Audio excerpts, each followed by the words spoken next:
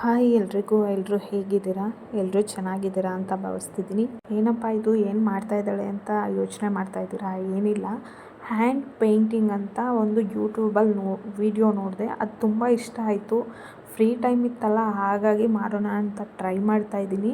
ಹೇಗೆ ಬರುತ್ತೆ ಅಂತ ಗೊತ್ತಿಲ್ಲ. ಒಂದು ವೇಸ್ಟ್ ರಟ್ಟಿಗೆ ಕ್ಯಾನ್ವಾಸ್ ಹಾಕಿ ರೆಡಿ ಮಾಡಿ ಇಟ್ಕೊಂಡಿದ್ದೆ.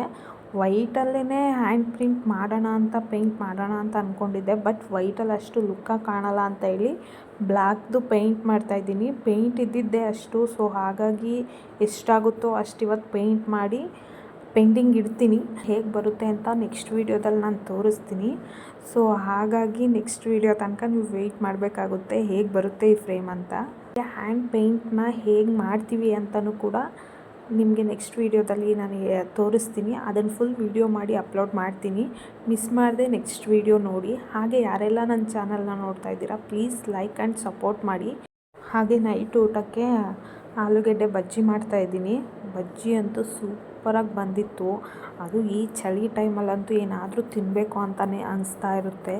ಅದು ಬೋಂಡಾ ಬಜ್ಜಿ ಅಂತೂ ಈ ಟೈಮಲ್ಲಿ ತುಂಬ ಇಷ್ಟ ಆಗುತ್ತೆ. ಏನಪ್ಪ ಅಂದರೆ ಬಜ್ಜಿ ಕಲಸಿರೋ ಹಿಟ್ಟನ್ನು ಗ್ಲಾಸಲ್ಲಿ ಹಾಕ್ಕೊಂಡು, ಅಂದರೆ ಲೋಟದಲ್ಲಿ ಹಾಕ್ಕೊಂಡು ಬಜ್ಜಿ ಹಾಕೋದ್ರಿಂದ ಬಜ್ಜಿ ಚೆನ್ನಾಗಿ ಬರುತ್ತೆ ಅಂತ ಒಂದು ವಿಡಿಯೋದಲ್ಲಿ ನೋಡಿದ್ದೆ.